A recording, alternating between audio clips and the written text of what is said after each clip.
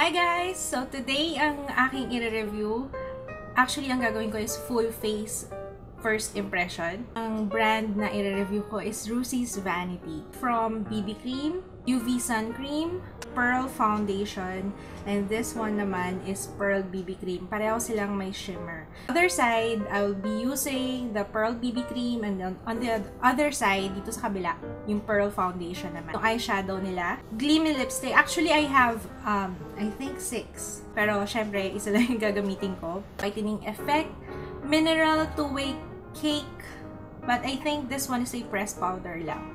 Hindi siya actually two-way cake. I think nagkamali lang sa packaging. And also, sa kilay, of course, is yung Rucy's Vanity Auto Eyebrow Pencil. And this one is dark brown, I think. This one is brown. Hirap sundan sa video if you wanna see the photos no itong mga products na i-feature ko today. Ilalagay ko yung link ng aking blog post sa description box, so you might want to check it out. At the end of the video, sasabihin ko sa inyo, syempre, kung ano yung mga nagustuhan ko dito sa products na to, ano yung worth buying for me, ha. Ano yung, of course, yung aking impression sa kanya, kung paano siya magpe-perform throughout the day, kung okay naman siya for oily skin, sa ating weather, what else. Yun lang. I'm gonna start with Multi-Protection UV Sun Cream. It has SPF 50, PA+++. As usual, ilalagay ko sa description box yung prices na. Pero, rest assured, lahat. Alam nyo, actually, nagulat ako kasi ang mura ng mga products ng Rucy's Vanity. This one, itong kanilang sun cream is only 70 pesos. Ganito yung itsura niya. Parang siyang cream. Cream na color. Cream color. And i-apply ko muna siya. Nung tinry ko kasi to, nung nag-swatch ako, hindi siya ganun kalagkit. Kaya, sabi ko, ay mukhang okay to as base. Lalo na kung alam kong aarawan ako. Rucy's Vanity BB Cream Gleamy Whitening 5 Effects Skin Solution. As SPF 20, PA+++. Ito yung itsura niya. And I believe ang alam ko isang shade lang siya. This is yung natural.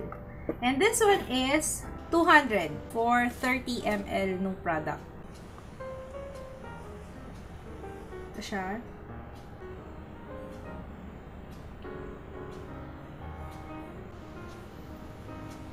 Bango. May lotion.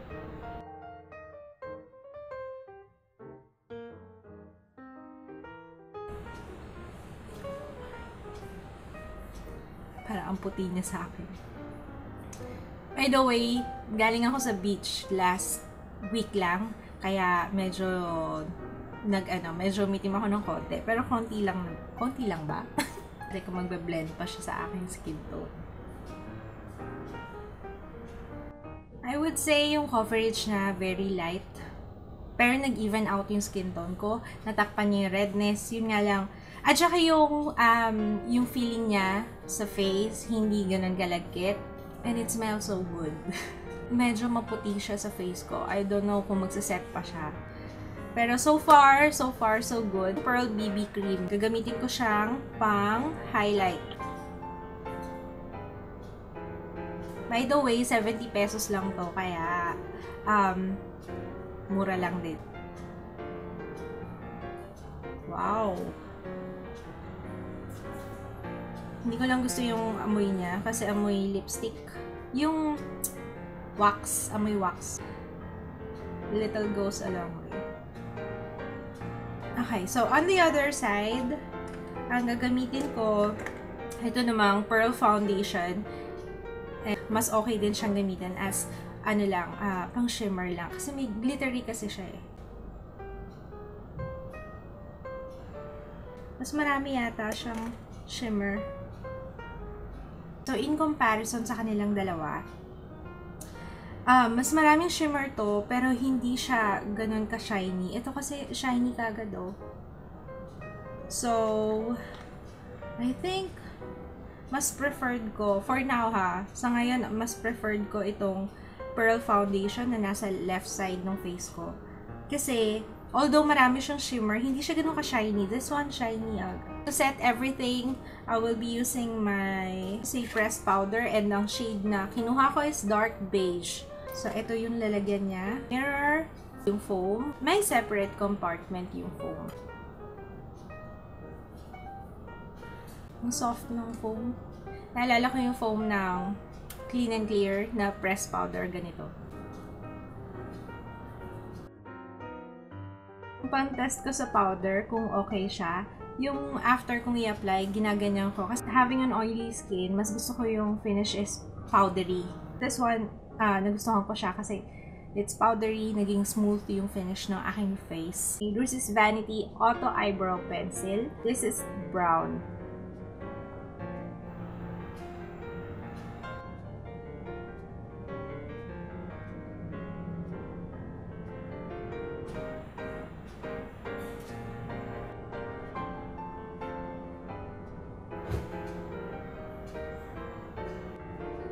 Kakulay siya ng hair ko, kaya thumbs up ako doon. Tingnan na lang natin yung longevity niya kasi may mga pencil na hindi tumatagal sa akin. Lalo na pag naglabasan yung oil sa aking face. Hindi na siya kailangan ng sharpener. Yan. Eyeshadow, this is number 1. I think, hindi ko alam kasi wala nakalagay na ano dito, label kung anong number niya. Light pink, may shimmer na white, may rose, and then may brown. So, lahat to shimmer. Gamitin kong base is itong light pink. Wow.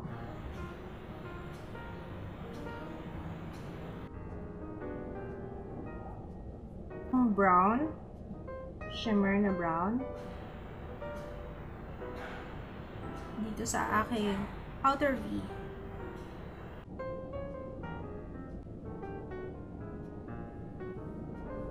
Lalagay ko tong rose na color. Ipapatong ko dun sa brown.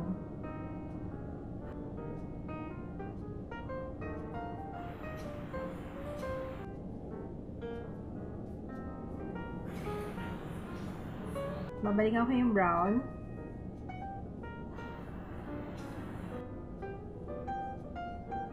White na shimmer. And ilalagay ko siya sa inner corners ng aking eyes.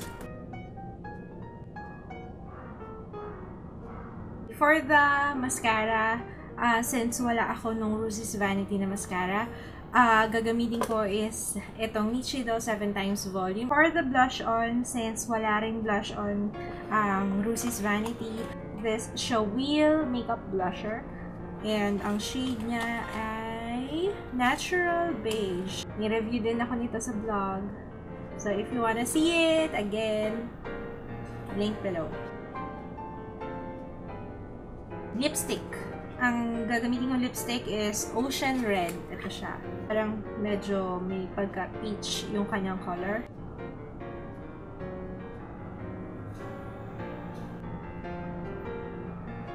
Para lang siyang gloss. Hindi siya ganun ka-pigmented. It's glossy. Parang kahit ilang beses ko siyang kahit ilang beses ko siyang i-apply, parang nakakabitin sa color. Tsaka medyo nalalasahan ko siya. Yung amoy, tsaka yung lasa. Hindi ko siya tinikman, hindi ko siya kinain, pero parang nalalasahan mo na rin siya, diba, pag nasa lips. Hindi ko gusto kasi parang weird yung lasa. Mas marami siyang gloss, tapos may mga area na walang color. Kaya, anyway, so, I think I'm done. Overall, itong look ko ngayon, okay naman. Pero gusto kong malaman yung longevity. Kaya, it is now 9:07 AM, 3:29. More than 6 hours mula nung in-apply ko yung aking makeup. Sobrang oily na ng face ko. Nakatulog kasi ako. Pero I think by 3 hours kasi, kanina, 3 hours, okay pa naman yung face ko before ako matulog. Magbablot muna ako ng aking face. Ito yung first blotting paper. I think kailangan ko pang gumamit ng isa pa. Okay, magre-retouch na ako using the powder.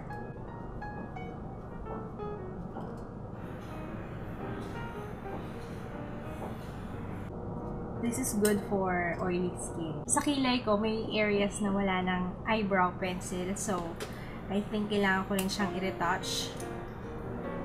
Yun lang. Usually, kapag sobrang oily yung skin ko, nabubura talaga yung kilay ko. Kaya kailangan i-retouch ko rin siya. Yung eyeshadow, may nakita akong nag-crease. Kung madalas mag-crease yung eyeshadow, I think kailangan mo talaga na eyelid primer or eyeshadow primer. Pero hindi ko na siya i-retouch. Iiwan ko na lang siyang ganyan as is para at the end of the day, titignan ko kung ano na, kung nabura na ba siya.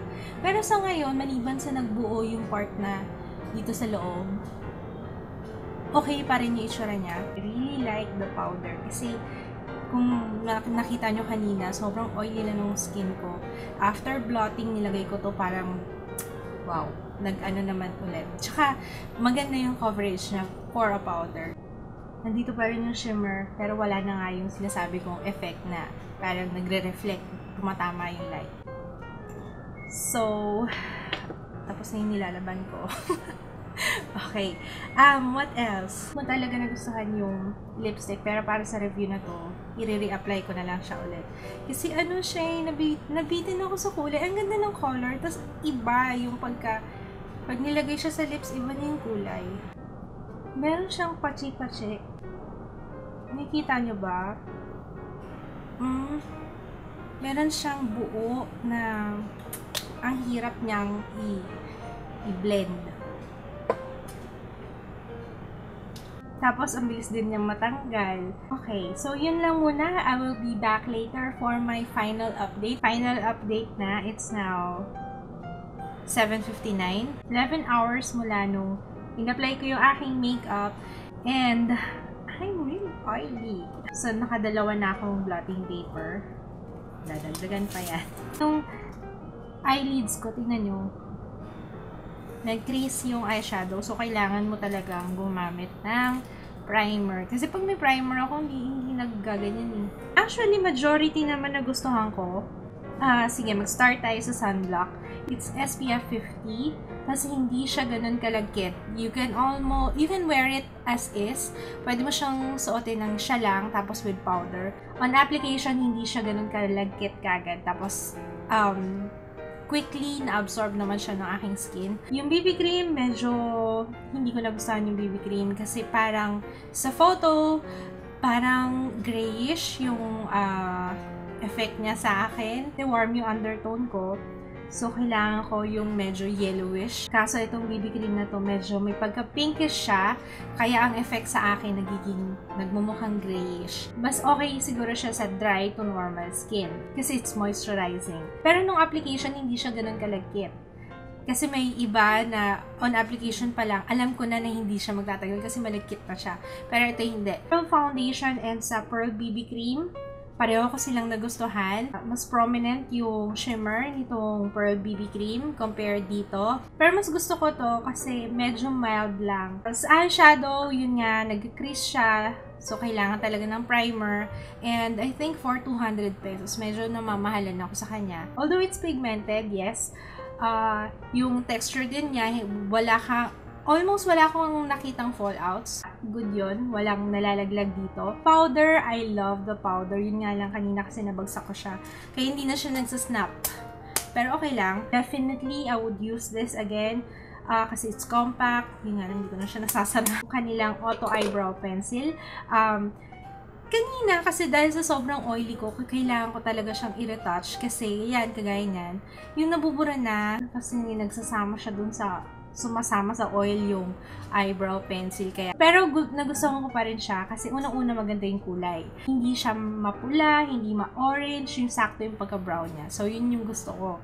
If you wanna see the swatches ng black, kasi meron ako ng black, meron din ako ng gray. So, if you wanna see it, yung link na aking blog sa description box para makita niyo yung comparison ng colors. Pero yung lipstick parang medyo hindi ako na-satisfy. Lalo na sa pigment. Kasi ang layo talaga niya. 'Di ba? Parang medyo ma-pink siya. Pero nung in-apply ko, iba yung kulay. Tapos, medyo deceiving yung kulay niya. Pero yung name niya, yung shade niya, Ocean Red. red naman. Yun yung kagandahan sa kanya. Hindi naman nag-dry yung lips ko, tsaka it's very moisturizing. So, kung mahilig kayo sa glossy type ng lip product, magugustuhan nyo to probably. Don't forget to give me a thumbs up kung nagustuhan nyo to, and if you want me to do another, kung ibang brand, sa ibang brand naman, kung gusto nyo gumawa ako ulit ng ganitong klaseng full face first impression. Thank you for watching! See you again next time! Bye!